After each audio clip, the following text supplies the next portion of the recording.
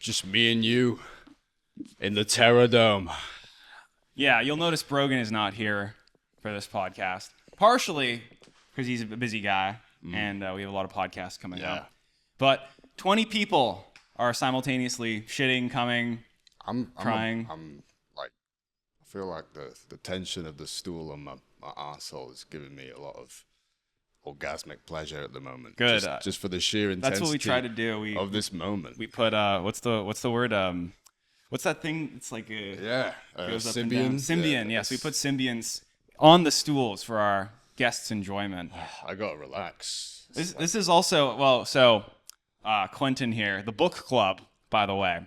Again, 20 people pissing, shitting, coming. Decided you're a critical guy. You came in and you were like, your podcast looks like shit. And if we're gonna do a podcast, we have to have Joshua Citarella style lighting. Yeah, and not just that, Joshua Citarella level of attractiveness. We have to look that's as good. We're both in we gotta buff up, and we gotta get facial reconstruction. Damn. That guy is one sexy motherfucker. Yeah, you said this in the Discord and added him. I'm gonna keep on adding him. We added you to the Discord before you came. That's kind of a thing that we do. He's a beautiful man. And Josh happens to be in our community Discord. Did Josh say anything about? No, I don't think he checks it very much. But fuck him, man. I wonder if he knows who you are, because if we had a weird experience when we started this studio, because you were a name that was floated around a lot. We were talking about, the book club, and I think even at the time, what do you have on your main channel? Like 30,000 subscribers? Nothing, just nothing. Nothing compared to you. You're a Christ. giant. Don't do this to me. You're a giant of the YouTube community. You are just, and also a giant in real life. I see how this is gonna go already. See, you I guy. can't be the straight man. I'm gonna be the straight man for this. You're the person who is more schizo ends up making the person who is less schizo into the straight man. That's just it. I'll make you my bitch. Yeah. For the next 5 minutes. Oh, I don't know how long is this. You're gonna make me your bitch for an hour. Yeah. I think. I mean, that's not really. I think that's fine. A tenable bit. That. Yeah, you gave up on it already. Nah, fuck it. It's like whatever. I'm here for your soul, man. I said that before. I've noticed this. When I see a guy making YouTube videos, I worry. I worry that maybe there's something gone wrong in his life, that he just continually has to pursue this. And you know this firsthand. Yeah. The pursuits of, not just the pursuit of YouTube fame, because that's relatively easy. A lot of people don't realize how, if you grind and hustle, which the grussling. Yes, that's one of the themes of the studio, the grussle. They have this studio here. It's like a cuddle puddle relational aesthetics thing where they come together and they kind of like mutually masturbate to give each other this illusion that they're at the epicenter of cultural discourse, right? But in actual fact, they're just like putting away and repressing the doom and the sense of emptiness that comes with the things that they're doing. Not to shit on the studio, which I think is a lovely thing at the same time as it being a terrible idea for the creation of art. However, grussling is a word that I've come across. I don't particularly like it. It's very kind of quirk-chungus. But it's cute in the same way that you're quite cute in the way that you compose yourself. But a lot of the thing that people don't realize about Jreg is that he's a very sad individual. And People don't realize that about me? Not in the sense of cringeness and puniness of like, what would it be? Micro-anonymity? No. Pusillanimous. He's not like that. He's not someone who's cowardly. He does a lot, you put your face out there, you go out places. But when you see him, when he turns off the camera, his face drops. He enters into this state of anxiety. He suddenly has to go back into thinking about this massive schedule that he's built for himself, this big spreadsheet of events and people and networkings and mimetic vehicles that he has to pursue because he just told himself, look, this is the only way that I'm going to survive life, as if I just... However, it doesn't have to be that way. You can just do what I do and just piss yourself and shit yourself continually online and really alienate everyone who ever loved you, and even the people who invite you over and pay for your flight. You can come up to just fuck off. Like you are the second person we have flown out. Wow Mao was the first. Wow Mao, and I've seen Wow Mao's face. Yeah, that's like super secret studio knowledge and only. It scared me. You thought he would have a stronger jaw. A horrible face. I don't agree with you. The man's got. He was a handsome guy. I like him. The man's got a he has deeply great disturbing riz. face. I thought he was attractive. There's something wrong there. He was like, he looks normal. I'm just kidding. He's a normal guy. He's a beautiful man as well. Okay. Not as good looking as Josh Citarella. Well, no one really is. Josh is. I just see. I'm like, I might, Josh is something. Of and I thought he was gay. No, straight man. Yeah. Straight guy. What the fuck? Like, I was thinking, a guy can't look that good at like late 30s without being gay. What I also understand is that he's highly neurotic about his health. Right. He pursues this kind of bodily self-optimism. Does he take finasteride? I don't think so. So he's just blessed. He's got good genes.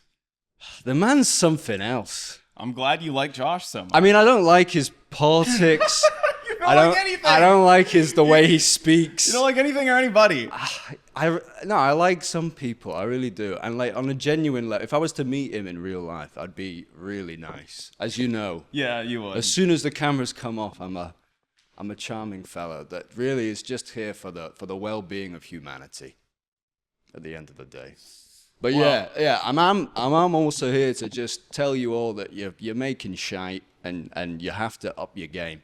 The issue with you as well is you do too much work. Mm-hmm. You work too hard and you don't take enough time to be lazy. You've been saying this. And you've also got to read more and like actually understand the thing that you're reading, not as a script merely to reference for your retard audience, but as a thing you genuinely understand and that you can use to pass and as a heuristic for, is this good or is this bad in real life and, on the internet and making videos. You should be riskier. You should do, but look, it's not your thing, I guess. And that's why you're a giant in the YouTubing community, because you didn't stoop to the level of laziness and reading and trying to actually understand things. You just fucking rearranged memes.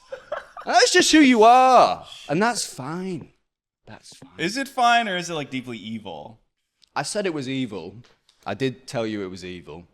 But I guess, it's not up to me to heal you and to save your soul. I'm not the Messiah.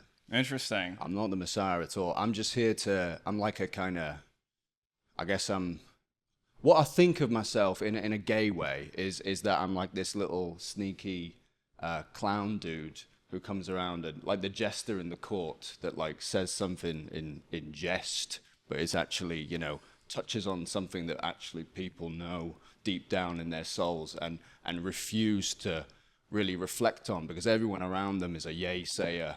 And like, great job, Jreg, you did a great video, and oh my God, you got 200,000 views, and here's some more views, and we love you so much, so never stop. Never stop doing this grussel. Just grussel. I don't view you, I think everything you say is serious. Oh yeah. Like very serious. Because like, I don't really view you as like a jester. I view you as like you're super sincere and you're pointed, and when you're like criticizing someone, you really go like all in. Yeah, I tried to just make my tongue like a nasty little needle that just arrives right at the fucking the amygdala. And I've seen you do this to other people, which is why I guess I was sort of curious what scalpels you'd pull out on me. Look, me and you go way back, and I think that there was many times where I DM'd you. Way back. I think, do you remember the time when I copied I just YouTube ripped your video. I wanted to talk about that. And then I just re-uploaded it. You uploaded my irony video. And what was the title? It was capitalist realism. Capitalist realism. It was a yes, because like you make these. What a great event, eh? You make these very, very high aesthetic, interesting sort of. I guess I would describe it as like a free association based off of the book that you were reading. I don't know. You probably disagree with that, but that's kind of the vibe I would get. Right. And yeah, so one of the things in that series on your original channel was you straight up re-uploaded my video on irony. Just like completely, like as a fuck you to everyone, as a fuck you both to my audience, who for the most part they didn't pretty much enjoy your videos. I mean, you were a lot younger at the time as well, so you're a lot cringier. I was like, you become 22. Yeah, I think recently you're getting uncringier, and maybe after meeting me, I'll impart to you my eternal uncringiness. Mm-hmm. Yeah, the inflection point of my cringe decreasing. But it's all relative, you know. I'm sure there's many different people who would see me and see a fucking inauthentic spaz. I don't think anyone's gonna call you inauthentic. At least if they meet you in person. Nah, it depends. It really depends, I think. It's just a lot of people don't like me. Seemingly a lot of my audience still, bit by bit, they fucking hate me. I feel like okay, when Wowmao was here, right. If you read his comments, they were all like very negative, but why? Well, it's just like Wowmao, please stop posting shorts, or like 2 more of these, I'm gonna unsubscribe. And he's one of these like irony poison guys with a strange audience, and like, but I don't really get the vibe that like they genuinely. I think it's just when you get over 50,000 subscribers, you start to just you're fishing through the dregs of humanity at that point. And yes, that's you, maybe. I don't think we're gonna get that many views. I don't think so. Well, because this is another thing we were talking about. 10, yeah, 500 or something. Do you get off on like not doing well? Oh, I love that. Yeah. Like what? But isn't that just like suicidal? No, exactly. But you know, we're all gonna die. I guess, but I'm not killing myself. I mean, yeah, you're not gonna kill yourself, but you can socially commit. I always like to conceive of it as a long, protracted series of social suicides, and what the social suicide is it's a surrealist jolt. It's a way, like, if you can get the reaction from someone that they hate you so much that they've like, at this point in time, they've been following you, that, oh, I love this little YouTube man that lives in my computer. And then they go, no, you said the wrong thing, you evil man. And then they go, unsubscribe. And yeah, if you can do that, I think that you've done something good for them. I mean, I do intentionally release a video once every like 6 months or so to call. Oh yeah, but I think you should be constantly calling. Like every video is a call. Well, look, okay, that's my thing, right? So if you started to do that, I'd just be like, you stole my idea, man. You would. I would. So like, so I'm left with no options here. It's a wonderful universe. Everyone has a position. Everyone has a role to play in this magical story that is humans and life and existence, and yours is yours, and from my position, you are who you are, and nothing will ever change. Your essence moves through time, and it will, at one point, you will arrive at the palace, at the kingdom. Are you in the kingdom? I think I'm like 2 steps ahead. Right. Because of the, but you know, to qualify yourself as that automatically puts you 3 steps behind. So now I'm behind you. Okay, all right. Let me see. But I can... you know what I mean, though. You know, you get it, right? And the thing is, as well, guys, is that Jreg completely understands his gimmick for all its pitfalls and for all its little efficiencies, and he. Even in understanding, he chooses to perpetuate his model. And that's what makes me evil. And that is the essence of evil. Not the banality of it, but the not having ignorance and yet still doing what you do. The only conclusion I'm coming to here is I need a concussion. If I dropped 30 IQ points, I wouldn't understand what I'm doing. I wouldn't be evil anymore. No. You just have you'll get there eventually. Or maybe not, but and like I said, everyone will get to the palace except for those of you that won't. No, it's just a wonderful, and like there's no, it's not up to me to map existence as some kind of race to nirvana, which is wrongful way of thinking that the Buddhists like to instantiate. I do think you're less of a jester and more of like a priest or like a monk. That's what you were saying. And it's after talking to you, I was like, yeah, I might go into the Roman Catholic Church and go do missionary work in with the little Peruvian people, because they're so, they just don't know anything, right? These poor little Peruvians, they just need us over there giving them soup. Yeah. Working in my, I'm just making soup all day. And that probably might give me, and I could become Pope.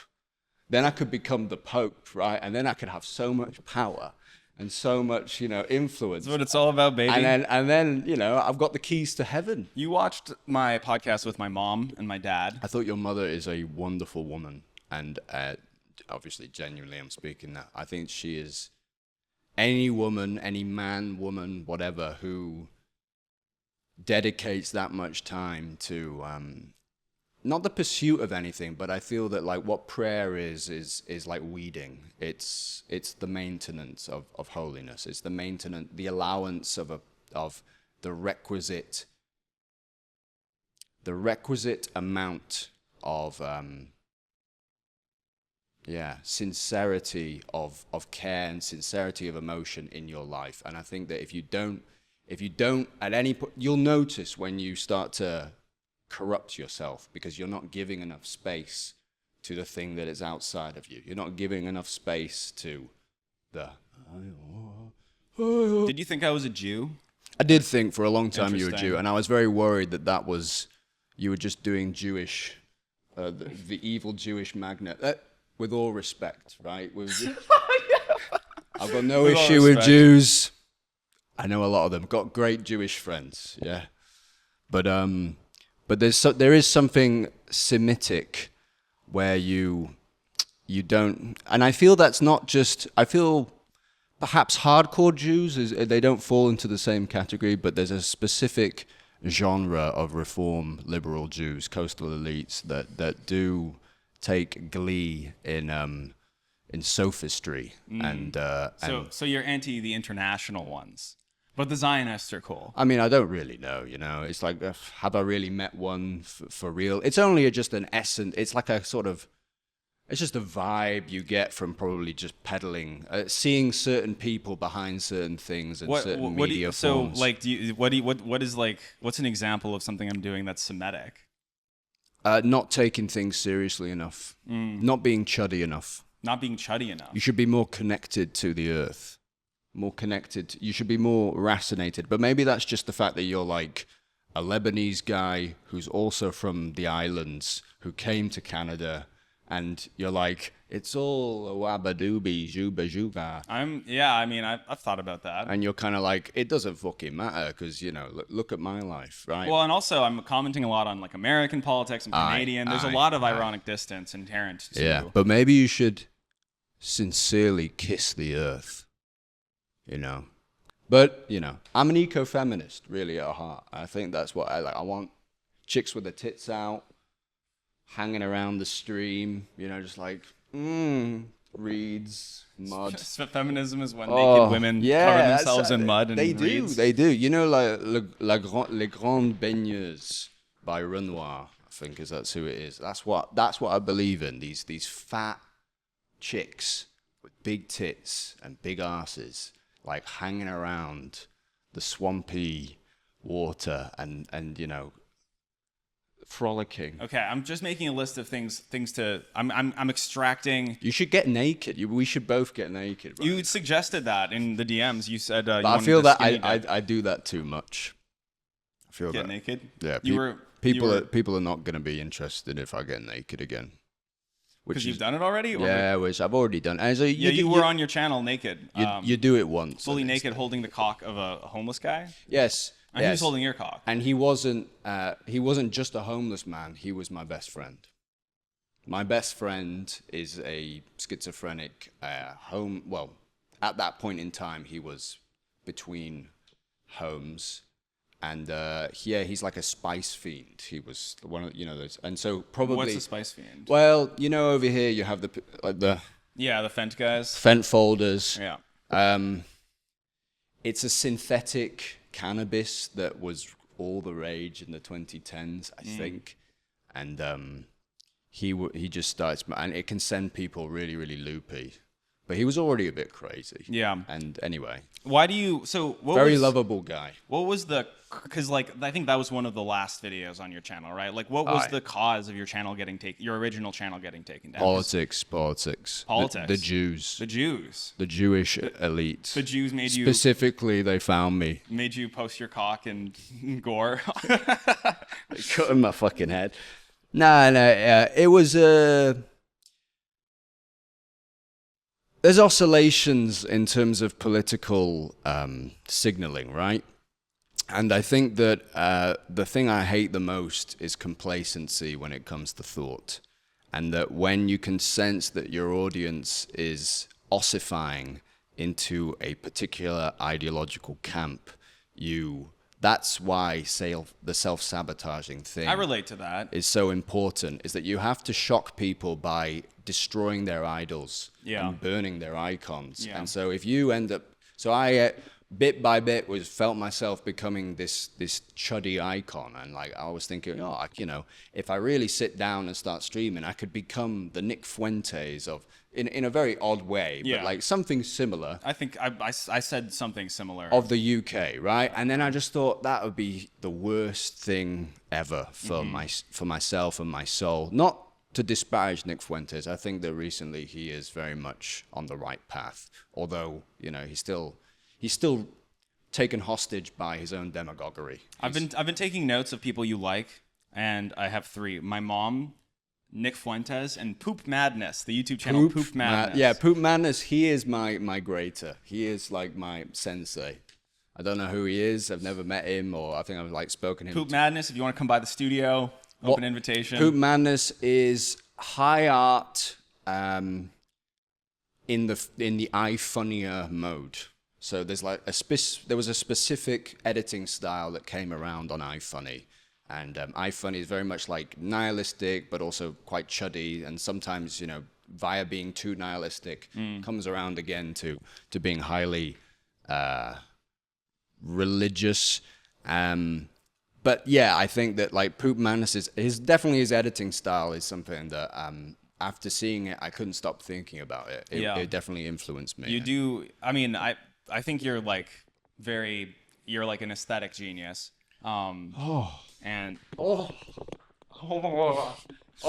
I think that's definitely like one of your strengths. I'm a genius. And you have like an eye for aesthetics in a very strong way. That's what I mean. You got a moral imperative to make things that look right.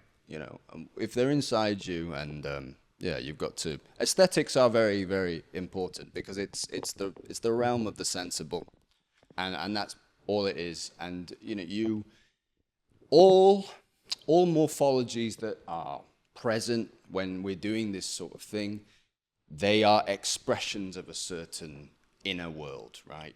And so anything that you put out is the reflection of some interior microcosm that you have. Interesting. And so if you want to improve your own little interior microcosm, the first step is to output only that thing. And this goes back to like me berating you, right? It's going back to making yourself pure at every single level. What does my aesthetics say about my inner world? Because like I'll post a video and you can see the green screen like artifacts glitching in the background. Yeah, but you're a very anxious man.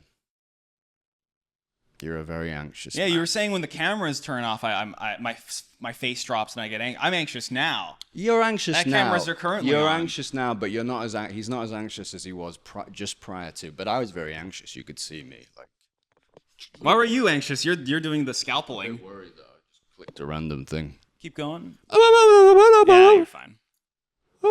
You're fine. Why were you anxious?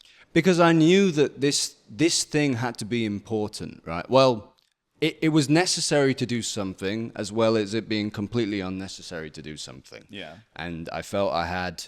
You could have shown up and not made anything.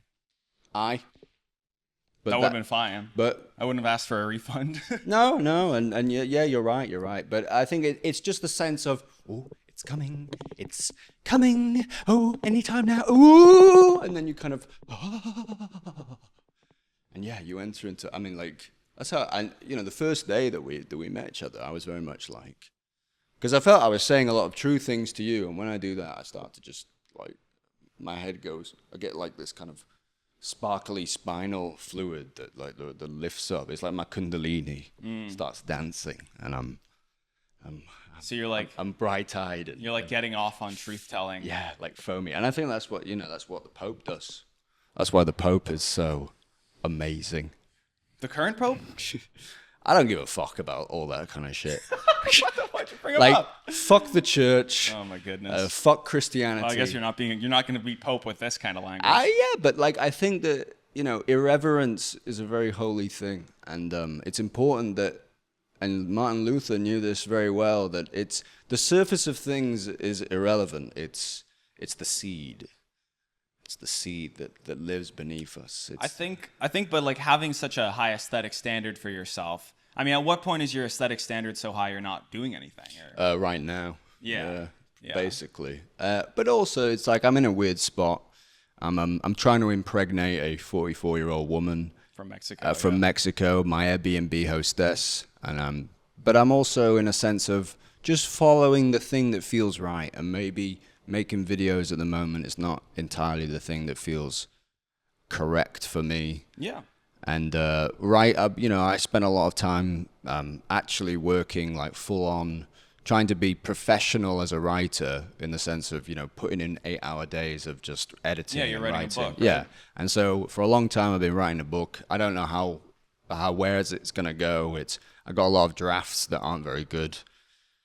But in the end, it's just, you follow your gut, you try and just feel good, and you try and make the people around you feel good by way of the good that you're putting. So you said the community around me, it's like we're all trying to repress the doom. I think it's a problem. I don't think you'll make very good art when you surround yourself with artists too much. I think that, look, I'm just going to say it like this.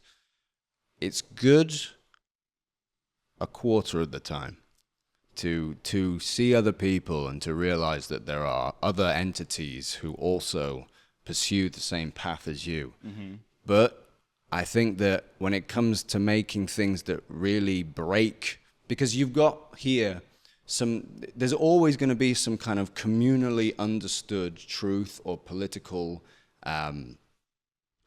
example or model that you're all interfacing with. You're asking yourself, is this right? Is this not right? Is this right? Is this not right? And then you'll have a conversation and someone will affirm a certain thing and will dampen another thing. Mm-hmm. And being away from people, like, going off into this hermetic or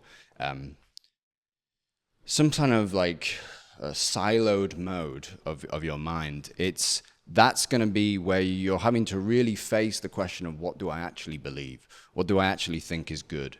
And not merely, oh, this guy says it's good, therefore it is good. It's you cannot create something when with another person.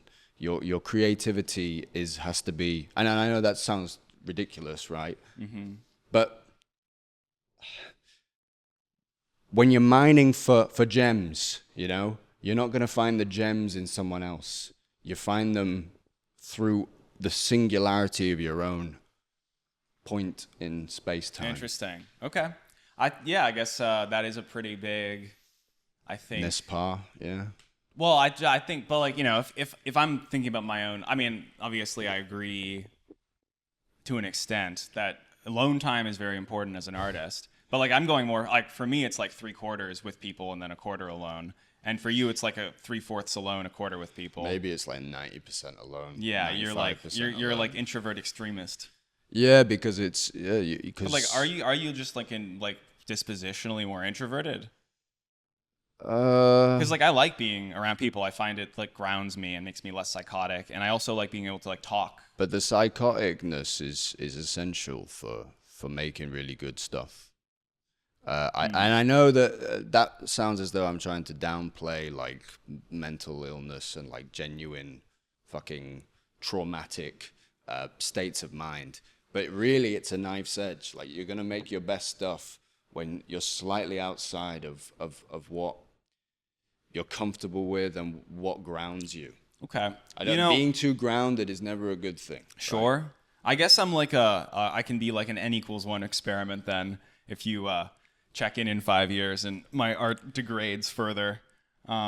It won't degrade because the people around you are going to make you think that it's good. And also, depending, it'll be up to me. As the arbiter I'll be the divine arbiter. Yeah. Right. And so I'll come in. No, I don't think it'll degrade because you'll also, as you get older, I think your art doesn't necessarily have the same impact as it does when you're sort of 23. Well, when you're new on the scene, everyone's excited to eat you up and see what you're about and figure you out. You've got a new, fresh mind. Yeah. But I think that I definitely feel like the stuff that I'm making is more tolerable to my stomach than it used to be.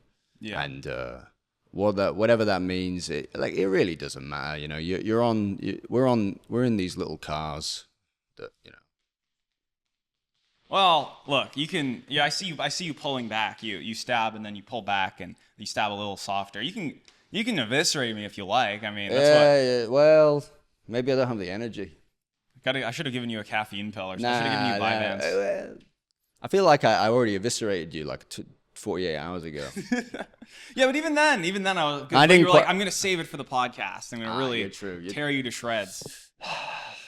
Look, I'm gonna give you a list of books that you need to read. Wait. Okay, I will. When it comes to your, but the thing is, a lot of the this. stuff that you already do, you've kind of moved on from. For example, you don't really do political spectrum. I dabble here and there, but like I try to make it so I can talk about whatever I want, whenever I want. Yeah, you do this weird emphasis of political mapping, and you take it very much like as a superficial level, and then you place yourself as the synthetic medium of all different points on this spectrum. Well, specifically most extreme points. Yeah, and exactly, it's you place yourself as the center because you're able to view these extremes. These extremes become the salient objects of a pantheon or a cosmology of the political now. So that's why you have these four characters, right? But you know, you moved on, right? Still, it's the sense of like, by way of discerning all these things, I'm accumulating knowledge about politics. When in actual fact, you're not actually accumulating jack all by way of knowledge. You're just rearranging political symbols that pre-exist. You're not creating anything. You're doing like a cut-up technique or a collagist's form of, here are all the things that like are so funny to look at, and I'm going to make them all ontologically flat. I'm going to make them all I'm going to make them homogeneous in their essence, and via that I'm going to delight people. But I find that very non-delighting. I find that worrying. I think it's definitely a little nihilistic to view politics like that. But that's what you do. I mean, my mentor, J.J. McCullough, he's like an actual centrist. He's a status quo guy. Mm-hmm. And his critique about this kind of political spectrum shit is the same thing. He thinks it's like negative knowledge that's sort of brain poisoning Zoomers. So I've heard this critique. At the same time, young people interface with politics. But fuck, like young people are retards. Genuine. You shouldn't appeal to retards anymore. It's more about like, and I know that's like the core of your audience. No disrespect. No disrespect people. I just call them retarded. But like going around and fucking feeding people just more of the same bullshit that they're used to is. And that is what the machine wants of all. All right, that makes you the clanker. You've been saying this. You are the clanker here, and I am not the non-clanker, but like I have the clanker in me. We all have the clanker. We have the clanker virus inside us. We have cyborg elements. We have this machinic, narcissistic need to. I could say something, and then people will make me closer. They give me the grubs, and then you're like, and it feels so good, doesn't it? Yeah. To be this larval little worm. I mean, I think that's the... probably why I diversified the things that bring me joy. No, bro, you should just be honest, man. You should just tell them your life story, man. You got so many interesting things going on behind the scenes that you're unwilling to reveal because you feel like that would make you vulnerable or something like that. I mean, like, maybe you already do that. Like, I'm not like a Jreg archivist. I don't have every single Jreg video in my head. And, you know, maybe I'm just chatting shit. But I feel like you can do way more interesting stuff. Like, way, way more. And you should also take more time on the aesthetics, you know? Don't rush stuff. I feel like too many people just, like the deep left analysis, who is a dear friend of mine, right? yeah. He just rushes stuff and he just pisses it out, and it's just like someone just pissing on a wall, and you're like, oh, great, well done. And then but these guys are rewarded by the machine, right? Yeah, of course, because they're consistent in their pissing. But really they're just they make nothing of consequence. Absolutely nothing. Interesting. Is there anything I've made that you've liked? There was one where you were like, I could genuinely tell that you're in a state of doom. And I thought, damn, there's one where you're like, and you're also playing around, you were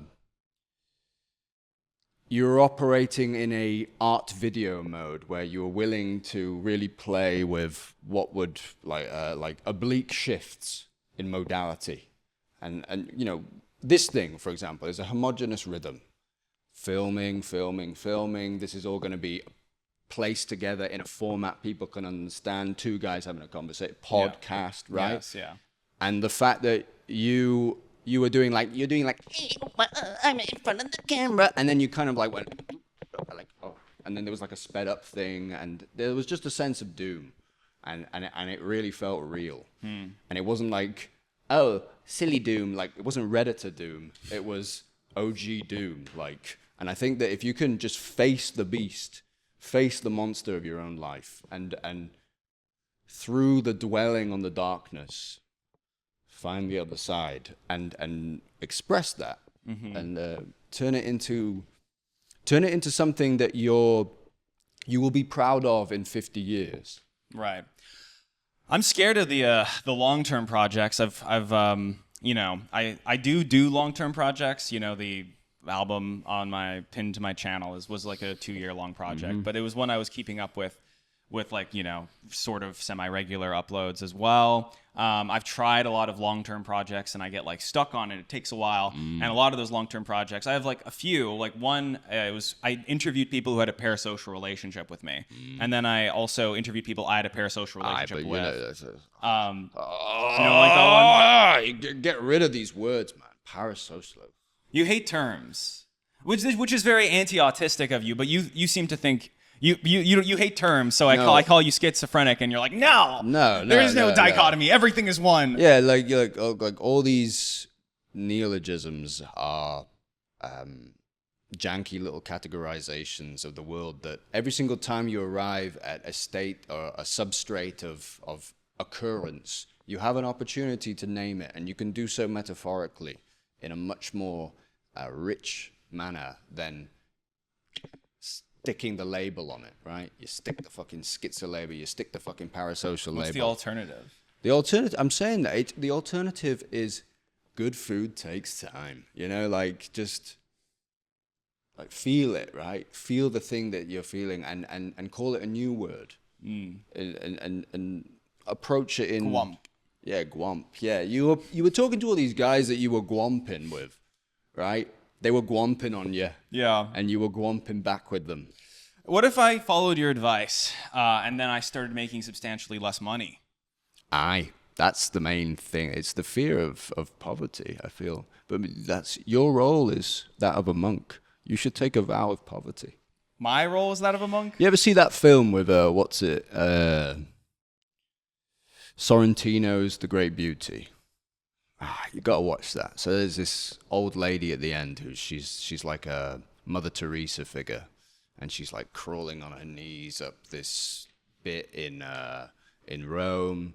It's part of like, you know, it's all about piety, and you have to make a choice eventually. Do you want to be a man of the world or do you want to be a man of God? And obviously that's dichotomous. And not something we can have another discussion about how relevant, you know, what's world, what's God, what's not world, and all this kind of shit. But if you make a bit less money, would it be the worst thing ever? Would you die? Right? And would death be the worst thing ever? I guess. Ask yourself that. Like, I guess but not. yeah, like, if you want to make money, you could do way more money-making things. It's true, but I guess I enjoy making things. Do you? Yeah, I mean, Do because you like really? because you walked in and you saw me working and you were like, you work too much. You need to take a break. You You're need on a this spa treadmill. day. You're on this treadmill and you need to get. You think if you get off the treadmill, you're gonna die, but you're not. And you know, true. I could. Look, I've seen your little doodles as well in your notebook. Those are the doodles of a man who fears death. You're always drawing yourself, and maybe this is an awful secret to No, I'm okay with he's that. always drawing. I He draw does these myself like doodles, 100 times right? a day. Yeah. He draws himself bizarrely large amounts of times. And it's never in some kind of like, yippee, I'm having a good time. Yeah, It's always like, ah! They're always in pain. Yeah, that's how I feel. Exactly, that's what I'm trying to say, man. You've Well- got to do something about that. You've got to I can't just allow myself to find suffer. a center, find the lodestone, find the thing that's going to make you happy. Don't live in this, don't perpetuate. You're in a little prison torture cell that you've made for yourself. And look, to an extent, right? Because your life isn't that bad, okay? I think it's objective, like externally. I Yeah, have a lot of people good look things at going. people look. They say, "Oh wow, it's the guy. He's Jreg, and he's got all this stuff, and he's got that number next to his name, and he's got the chick, he's got the number, he's got the place he's got all the equipment, right? He's got to be having a good time, right?" But then you're drawing all these pictures of yourself in pain, like someone is cattle prodding this egregore of yourself that you've like. I draw myself that much because I find I'm very interested in learning as many different mediums as possible. And one of the mediums I feel like I'm very bad at because I'm low, like I'm not very good with aesthetics intuitively, is visual art. And So you're trying to learn visual art by drawing yourself in these torture scenarios. my mentor is a visual artist, and he taught me, like he drew a caricature of me. Yeah. And my caricature of myself was kind of a caricature of his caricature. Yeah. And I just find it interesting, like placing the eyes in different ways and making the smile. Yeah, but then why would you be making these men who clearly Sometimes they are smiling, but when they're smiling, very, very rare. it's very rare. And when they're smiling, there's a manicness That's to it. it. Yes, exactly. Right. Yeah. You need to find peace in your soul. I guess, but the thing, like the way I conceptualize. How old are you now? 28. You're 28, right? Yeah. It's high time to find peace in your soul. Move Okay. away from the disturbance of youth, which is really just an initiation ceremony into chaos. But I think a lot of the things I've done have provided in the last few years peace and stability for myself. And it's not like a switch flipping. It's more like these lights which have multiple settings. Okay. And I feel like I've gone from, I've always conceptualized my life as it's been very, very, very incrementally improving. And that's like the only thing that's ever worked for me because I have manic episodes. Yeah. And if you're in a manic episode, everything feels perfect and you feel like you're the best person alive. And it's like self-help is bullshit, actually, because I just feel like how I've always wanted to feel. But the only thing that has ever helped me has been incremental 5-10% improvements. Mm-hmm. Like I discovered I was low in omega-3 and I'm eating sardines every day and I feel like 10% better. And like that's huge for me because whenever I feel like 100% better, it's temporary and I crash. Let's go to the depth, right? We're not talking about omega-3, okay? We're not talking about vitamin C. Like there's a reason why you said to yourself, I gotta have vitamin C and omega-3, right? There's a reason you didn't say, I need to start smoking crack. Okay, but all these things are the utterances of a depth within you. You're saying to yourself, I need to become healthier, right? But why don't you go to the very, very depth of that? Of my spiritual malaise? Yeah, it's a spiritual malaise that can give you. It's the very thing that's making you optimize. It's the thing that's improving your life by 5%, 10%. It has its own engine, and you can go to that engine and it doesn't have to be, my life is better. It can be every single day you sit down and you just, I have it. Like, this is it. Like there's no future point where I'm sorted and I'm healed, and it's like I'm healed now, and that's what I mean. I think you should give yourself more time for meditation, contemplation. Read the wisdom text if it doesn't come straight to you, but it all is in your brain now, like it's all up there and ready for the picking. I mean, I agree that I should take more time to meditate, and I should take more time to myself. And I've been aware of this. I'm in a studio all day surrounded with other people. That's what I mean. It's the other people as well. They're evil, because not evil, but like, being around people, it places you within a certain rhythm that means you don't have that time to... I just don't agree that you can't make things with other people, because I make things with other people, and some of the things I'm most proud of I've made with other people. If you promise me, from now on, every day you'll spend an hour at one point in the morning, you sit with your spirit, and you give yourself to the grace of it, and you really center yourself, and you really make... You realize that it's all gift, it's all been given to you, and there's no improvement, or it's all happened for a reason, if that means anything. But it's up to you. Like, within you, there is a fountain of gold that is coming out and ready to come out. Within me or within everybody? Within everyone. Within everyone. Do you meditate an hour a day? Yeah, I tried to, and like I told you, after I heard about your mom, I was like, damn, she sounds fucking... You gotta up your game. She sounds hardcore, man. She is hardcore. I gotta be hitting like 4-hour sessions. And I've always appreciated having a sort of presence like that growing up and in my life, and She's the one keeping you together. I mean, I owe a lot to the spirituality of my mother, and I also owe a lot to the practicality of my father. Mm-hmm. But dwell on the idea of what happens when your mother dies, and it's a terrible thing to bring in. But then you realize that dwell on this. Damn, my mother will die. My mother's death is coming. Like, I must appreciate her right now. I must appreciate the death of all people right now. This is the time, and focus on death, and focus on this, the tearing apart of everything that you hold true and dear, or the tearing apart of all these referential gridding systems that's going to ground things. They're all being torn apart, and then realize that what she's giving you, it's beyond her own death, right?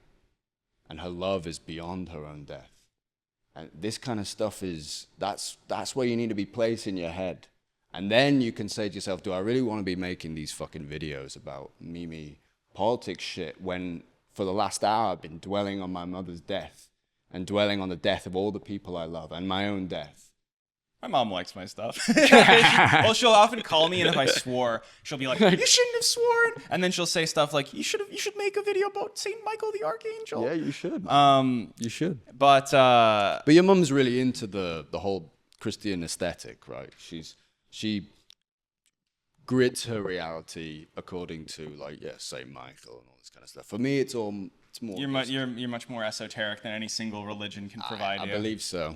But are you like an Evola guy?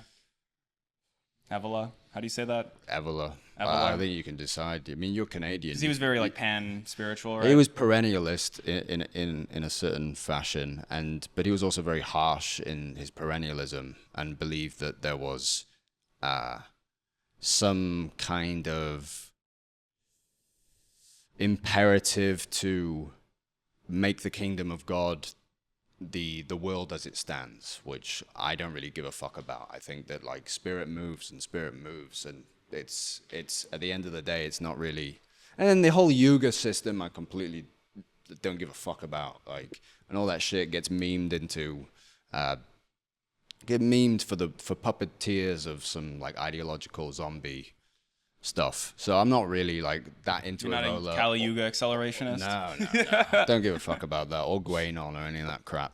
But I do believe in the power of meditation and in the power of whatever that means, right? In the power of the sitting with, which is meditation and prayer and any of these things. I believe you know, I like Ikkyu, the Zen Buddhist monk. I like Han Shan. What are the books you wanted me to read? Are those among them? Well, I think that especially if you're going to do all this stuff about politics, you should be really reading the entirety of Baudrillard's oeuvre and understanding it on a real level and not on the level that Archard understands it. He doesn't understand it. And he may at some point later on understand it. But the reason he doesn't understand it is because he's too worried about putting the video out, and he's not worried about getting the facts right. Yeah. It's like I barely understand Baudrillard, and I spend like years at a time like reading this damn shit. I hear this, and it makes me not want to read it because I'm like, the people who spend years on it, the PhDs, the philosophers, they disagree. I can explain the beginnings of it. There's certain things that you've got to just realize, and things like pataphysics and things like metaphysical regimes of reality. And structuralism and understanding semiotic economies of science. These are things that, like, yeah, it would take a long time, and I'd have to hash it out for you. Yeah. It wouldn't be particularly interesting. Yeah, to watch. Because like this is, like you say, insular, which is a word he uses every time I say something a bit weird. No, I use it to refer to the idea of making content about you. And Deep Left Analysis, who has 3,000 Substack subscribers, having an intricate inside conversation jokes, about just what's going on. But inside between jokes the two are of cool. It's up to the guess. fuckers at home to learn about this kind of shit. But And there's some maybe inside they jokes, like law. There's some, I mean, maybe, but like, I guess I'm trying to, with everything I do, I guess be valuable in some way. No. Provide some value. And so I'm always thinking about like, what can I do to be valuable? And if it's like having a conversation about something specific that I feel like it's not only will it do better, but it's also valuable. I'm sure that there's some examples of stuff that would be valuable that would do bad. And I mean, even this conversation is probably more insular than I would. I'm like meeting you halfway a little. Who gives a fuck if it does well or bad, man? That shouldn't be. You shouldn't be thinking about things according to this as a compass. It should be like, what makes my dick hard and what makes my dick squidgy. And just go for dick hard every day. Like. And views be damned. And fuck the people, man, because they don't know what they want.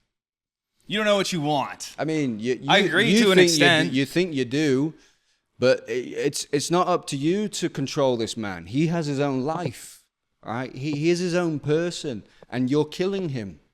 By supporting him, you are killing him in a really strange manner. Unsubscribe from the Patreon right now. Well, yeah. Unsubscribe, then subscribe some more. Subscribe some more. Some double more, yeah. Subscribe to you, maybe. Mate, I don't give a fuck. Then they can kill you. No, don't subscribe. No, don't give me $5 a month, please. You're killing me. Yeah, I mean, look, it's up to you. You know, I'm not going to tell you to or not. It's very much up to you. Have you ever felt the need to like just give some creator $5 because you like them and you want them to keep doing what they're doing? Yeah, that would encourage them, and I'm worried about that. But also, I just don't really have the money. It's like, then it would be like I'm just taking $5 off my own Patreon and giving to them. Exactly. And I feel that anyone, maybe I would give Poop Madness. I've given Sam Hyde some money back in the day before he became this. No, he doesn't need it anymore. He's become full grifter. I'm just the mouthpiece of Elon Musk sort of thing. Do you really think that? You watched his monologue? I didn't watch it. I didn't watch the whole thing, but I think that Charlie Kirk's death was a real tragedy, and I feel it sincerely. And yeah, like George Floyd's, shout out to his family. But like every single time you're trying to approach this thing, and the substance of its reverence is a fucked up thing. Like the substance of onlineness. It's like, if I'm gonna cry about, and I did. I think I remember just thinking like, it was so disgusting, and I just had this pit in my stomach about it. And yeah, but I feel that I don't know. I can't trust someone who's gonna. I don't trust Sam Hyde anymore to emit a message that is pure. I think that what he's down a weird path. Well, but at the same time, I think I agree with him on practically everything. Yeah. It's just that having been bombarded with like these bloody, violent images day in, day out on the platform, I kind of question the incentive to do that. Yeah. It feels like whatever I say about some guy getting killed, it's going to add to this environment of death. You seem kind of black-pilled on rhetoric and debate. And yeah, talking. I think like most political debate plays at being consequential when in actual fact it's inconsequential, and it really just thrives off the turning of subjectivity into an automaton. Okay, let's go back to the books I should be reading. Baudrillard. What would it do for me? How would I change if I read and fully understood Baudrillard? You would understand what I just said, right? About this like the suspended machine, the form of semiotic exchange that goes on the X platform, and how all of that needs to be viewed with a very, very suspicious eye. And that would make me more at peace. Maybe not. I mean, Baudrillard's kind of like, you can read it in a nihilistic fashion. I don't. For me, it's I delight in the language. I delight in the fact of he does these just perfect takedowns and very prescient interpretations of shit that happens. But yeah, that would be a good start, Baudrillard. And then obviously you got to read the Bible. And what else? I don't know. I think that you should. I don't know if there's a book that I can recommend. I know that I've been reading a lot of Baudrillard, and just take your time to read philosophers. And that's a terrible thing to tell you, because you don't really have the time. Like, you got to have 3 hours, 4 hours a day where you're really, really plowing through a philosophical work. I think you think I'm more busy than I really am. I mean, I have calls. I have like 2 hours of calls with my clients a day, and I make videos, but the videos don't take me very long. So, well, then you should be less TikTok, more library. Maybe hit them books, but like and go deep. What is the inherent evil of learning about these books by having people orally describe them to me? What's wrong with that? Yeah. It's just evidently wrong. It's just like you go to the source material. You don't listen to, like, you don't start watching a fucking philosophy tube video on some fucking book. You go to the book itself, and then you make your own interpretation. Because if I'm telling you about it, you just be like, and then next time when it comes in a conversation, you don't actually know what you're talking about. I'll say what you said. Yeah. So you have to go to the text itself, and even if you're reading some commentary on it, you have to look at the text and ask yourself, is this person's commentary really what this thing is saying?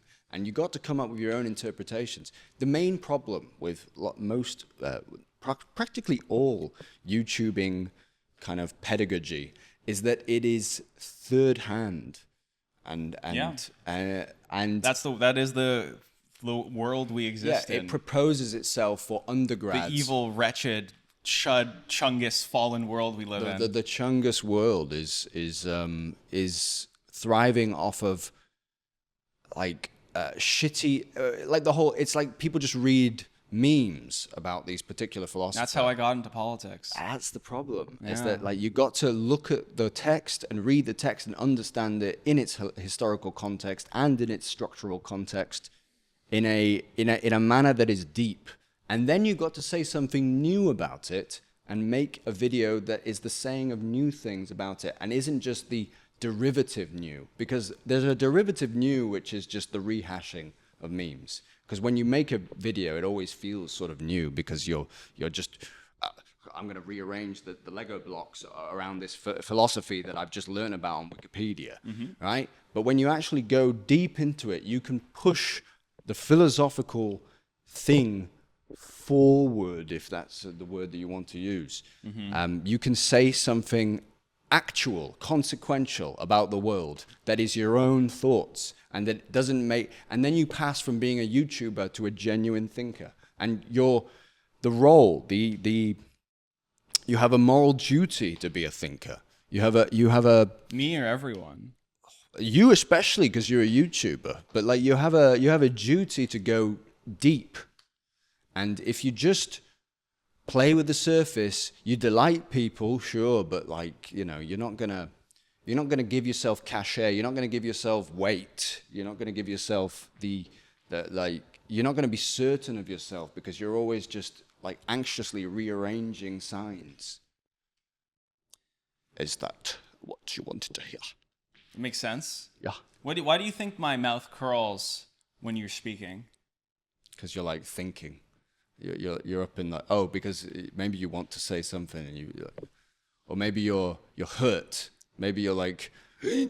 Well, I think I have like an inherent irony in my soul or something, and I think that's just like the face I make when I'm when you want to mechanism, intellectualize. I guess I'm very heady. I'm very cerebral, and like what I I'm live saying. a lot in my brain, and like I think my default is You need spirit healing. Yeah, maybe I could just this. If you want, I could Reiki it. This might be a good time for you to It's got to exercise the resonate demon. from here, right? It's got to be coming from here, and really it should be coming up into here. I can like lie on that floor. We can angle the camera down. And you a lot can heal me. Yeah. But you just said it's not your job to heal me. It's your job to heal you, but I can do a little help. I can aid you. But like if you've got an overactive third eye, that's what's going to be making you. You think about it like a triangle. If the triangle has the base at the bottom, it's stable, right? And if it has the two prongs at the top, it's unstable. It's going to fall over. So when you have too much energy up here, I'm not grounded. Jane told me my root chakra was all off. Well, there you go, man. Not like grounded. Jane, wonderful nose. Love Jane's nose. I like your nose as well. I find big-nosed people, I respect them instantly. They're just, I think that like, I don't, as a guy with a tiny nose or it's growing a little bit. It used to be a lot smaller. You're gonna get like a reverse nose. Yeah, job. I get like a big fucking clanker, like little. But I think that she's got a great nose and she's got a great IQ. Yeah, you respect the high IQ. She's clearly got some Jewish blood. She is a Jew. Yes, and you know those Jewish women, they can talk, they can think, and that's scary, dangerous. A woman that can think. Oof. Yeah, they're the ones. You know. Anyway, I won't go any further into that. You know, you're healing, making sure that. And a lot of the meditation thing is just all about that. Just sort of like body scanning is a thing where you kind of like, you ask yourself, okay, how do I feel? Like I'm currently feeling an emotion. What is that emotion hiding? What is the emotion that it's hiding also hiding? And you go deeper and deeper and you see, okay, well, there's this kind of interaction. And I can feel it slightly here in my back. And I can feel that when I start thinking about this thing, I start to feel more sensitivity in my crotch or in my heart or in my neck, and even when you start to get stuff like wait, your voice starts to feel a little bit higher, and then or you get like a problem in your throat. It is related in a way to a spiritual offness of the path. If I had enough omega-3, it would all be fixed. If I signed up for this nonsense. I signed up for this Gestalt therapy thing where they like really focus on parts of your body, and it was very interesting. The guy from the Plastic Pills podcast recommended it to me, Victor, and I haven't started yet, but it seems very exciting as someone who's kind of disconnected from my body. Yeah, but I think you should always be. Anyone who's selling it as a course or some kind of like gimmicky. It's a very cheap student therapy, $40 a session. So I wouldn't go. Yeah. I'd go to a spirit healer, you know. Yeah. I'd go to the kind of You'd go right to the source. To the indigenous guy who blows tobacco smoke on you. You said you hated that. Yeah, but I also love it, you know. Interesting. Also love it. Yeah. Okay. Well, why don't we? Should we? I feel like we. No, I feel that we've we've been speaking for ages. I'm worried that the damn camera's No, gonna stop. I see the red light. I see the red light. Yeah, but soon it'll stop. Okay. Any day now. What I did want to talk about, because you said we go way back. What was your? So we've known each other. I don't really view us have knowing each other in any real way. Because like I don't think if I know someone online, that's really knowing them. That's kind of why I did the community stuff. So I've seen your spectre rearranging on the side of my you've vision. seen my you have I guess we have a relationship with each other's specters. Aye. So what, like 5 years ago? How did you become aware of me? Oh, some annoying guy. It was just that annoying guy on the YouTube that like is kind of within my own sphere doing similar things, but it's also annoying me because it's not quite the same as the thing I'm making. Yeah. I think it just turned up. Yeah. I can't remember. I think I found or maybe out about... maybe you commented, but I don't think it was through a comment that I came to know you. I think it was more that like I think I watched you did a really early essay about video essays. Yeah. And it was like a satire of a video essay thing. And I was like, okay, that's kind of funny, but it's not that funny. Yeah. And I was like, this fucking guy. And then it just became more and more entangled and then you started doing the political compass shit. And I was like, fuck this guy.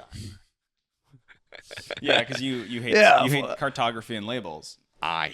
And I'm all cartography. I'm like leaning into no, but it was a Reddit as well. It was like a Redditor's dream thing, and as a 4chan man, this is the problem with like, okay, critiques of Reddit are always like, I like 4chan instead. Does that make you cool? Does that make you awesome? 4chan's where it's at. I mean, it used to be a different thing. It's a different thing now. But there's a different temperament, perhaps that finds a home in certain places, and I feel that Reddit does have its own. It has a tolerance for cringe that 4chan doesn't. 4chan doesn't really have a tolerance for anything. Yeah. And I think that as it used to be, right? And it was more. There was a certain glee to. And the thing is that I rewatched the stuff that I was making around the time, and I also feel the same cringiness, and I also feel that like I wasn't doing something that particularly different. But I did feel I was very arrogant at that time, and I thought that like, oh, this guy's he's just doing that thing, right? He's just doing the thing that's going to work on Reddit, and he doesn't hate himself enough, which maybe wasn't true. You probably hate yourself just the right amount to get it done. I mean, but that's just my take, right? Like when you were making your stuff, you were also bashing your head against like. And I was saying you've got to fucking. It's got to be painful. There's got to be suffering, and maybe I'm against that now. I'm not into the whole idea of just undergoing suffering for a go at some internet notoriety. Why did you upload my video, and why did you take it down? Like, what was? Because like that was like a fuck you to your audience and to me, I guess. But like, why specifically the irony video, and why did you label it? I think it was just the recent capitalist realism. I think you just had a recent video. Oh, so that was just the most recent. And one. I just thought, what would be the silliest thing, or what would be a prank on my audience? I would think, if they think that they're watching maybe just something that I've ripped from Jreg, and then they just keep watching. Until they're like, it's the whole fucking video, and then they're like, oh no, you made me watch Jreg. And why did you take it down? I don't remember. I do not remember. I think that maybe I was just thinking it would be because I think I also messaged you around the time, and I told you that by the way, there's no hard feelings because like I do stuff that's edgelordy, right? And I say stuff that's irony poisoned or anything, or where I'm just kind of like, I'm naughty. And then I'll like sit down and I'll just like, start talking to my spirit angel, right? And then I'll be like, oh, I shouldn't have done that. Or maybe I have to find, like, if I sense that the thing that I've done maybe has created an impression of me for someone else personally. I fear about I have to rearrange myself. That. So then I messaged you, I was like, hey, just whatever occurred here, it there's no spite in my soul. I didn't. And you were just like, yeah, it was funny. Like, Yeah, I didn't get spite. Yeah. Right. Yeah, I didn't pick up on spite. But I also felt that it was a bit weird to have someone else's video as Okay. in your own channel. Like, Yeah. it wasn't. It was just a bit. It was supposed to be like a day-long lasting bit because I had Okay. already a capitalist realism video set up, so I would just But I think because like what I got out of it was like it was called capitalist realism. I guess Aye. because you were thinking Yeah. I was like doing. yeah. I was like. it was kind of a statement about that you Yeah. were just replaying back into a thing that you were trying to do this critique, and then it was trying to point out that critique has its own capitalist machine that it complies to, and in the same way that you're making this anti-clanker content, you're selling the books, right? You're going to do these events, and it's all just a money-making thing that plays back into the techno. I lost money on the New York show. But you didn't want to, right? I would have preferred not to, but Brogan and Cricket were very insistent we didn't charge tickets for some reason. So okay, so there you go. It's like whatever you do, when you're in, it's a bit of a flaccid point to make because it's like okay, and what? So what? That whenever you're criticizing something, you have a profit incentive. People have to eat or whatnot, and so I'm not sure I stand behind it. But there is something to be said for critique purports itself to be outside of some evil thing that exists at the core of human society, and yet at the same time, it's like that guy a bit like, and yet you exist in the system. Yes, to that like sort of peasant, right? Like when I tweet about industrial society from my heckin' iPhone. Yeah. I mean, so like I'm not at all interested in replaying that kind of shit, and it is very much within the mode of Mark Fisher's opus.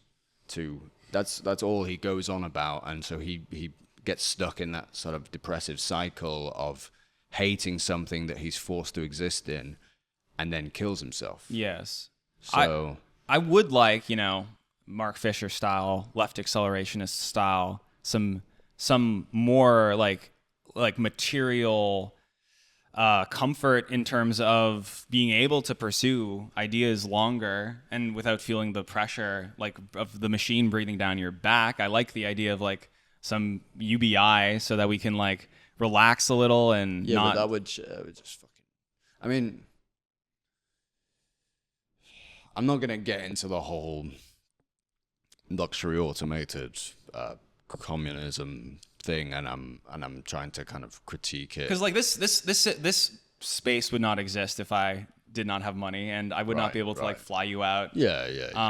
And that's exactly what I mean. There's something beautiful about money. There is, even though it operates on the level of a conceptual flattening and as a profit incentive and a way of devising a kind of demonic quantification of time and labor and personhood. There, if you give someone a certain amount of money as a gift, and this comes back to Baudrillard, and it comes back to like the question of potlatch and a kind of challenge giving, the way in which things aren't just accumulated for a flat system of I give you this, you give me that, it's a perfect exchange. It's now I give you this and I expect nothing back, when at the same time that person then feels that gift and they feel the magical energy of that gift, and then they feel compelled to give something back. And so yeah, I in terms of money, I think that money's great. I'd love loads of money. I wouldn't mind being a billionaire or something like that. But am I willing to make the requisite steps to get there? Am I willing to, at the detriment of my soul or at the detriment of the aesthetics that I'm trying to bring about, am I willing to make anything? No, I'm not, because I value those aesthetics. I value that freedom. I value the ability to make whatever I want way more than I do value anything else. Well, it's a spectrum, and I feel both extremes. I feel both extremes pull at me at all times, and that pull is what makes me human. Yeah. And I don't know. It's just all this. It's always this matter of like balancing, like living in the real world and what works with what is like spiritually valuable. Do you think I don't take anything seriously? No. I just have like 3 values I take very seriously, and everything else is. And what are those? Like obviously community and building community, and this is an incarnation for me of community, but this isn't what community. This isn't all community. Community's and a spook, as Sterner would say. It's a spook. Well, in my humble opinion, I just get so much. I get so much value from community, and the people around me get so much value from community. You wanna say I have 3 values? I'm not gonna say like maybe just get rid of the whole enumeration thing of your value set. Maybe just interact with good as it stands. The truth behind all the shit. Look for that, and everything else will It's so abstract. It's so abstract. No. The reason I have community is because there's people, and I can look at their faces, and I can see their joy. I can see them be happy. I can see them have good conversations with people they respect. Spirit is so concrete. It is so there. It is not an abstract thing in the slightest. Adorno wouldn't agree with me. Adorno would say that the thing that is being conceptualized for is the most abstract thing, but the concrete, the thing that surrounds this, talk about communities. Like, what the fuck do you really mean? Like, you mean just having people around you bothering you, like, making tea with you and then sitting around for like a couple of hours and talking? Is that what you mean by community? I mean relational aesthetics. Yeah, that's what you're doing is cuddle puddling. She's like, we are the best, and we like to make clout, and we like to do stuff, and we like to film each other, and we just do that. And we got a party in Toronto. I'm not very high-minded. This is more Brogan. Brogan's thing is like, we're the best. We're creating, culture. If people come to that conclusion while they're hanging out there, I'm not going to stop them. My thing is just like, my job is creating a space and inviting people and bringing the right people together. And that's all I can do. And you've done that. And that is so, so powerful. And I'm actually genuinely thankful for you bringing me here. So thank you. Oh, okay. Shake your hand. No, I do think so. I really wanted to come here, and I was excited to see you. I genuinely was, yeah. Yeah, I was. I was excited to have you by. Yeah, it was really fun. And nervous. Yeah. Because I was worried you'd be totally. Me too. I was nervous about you. I thought you, yeah.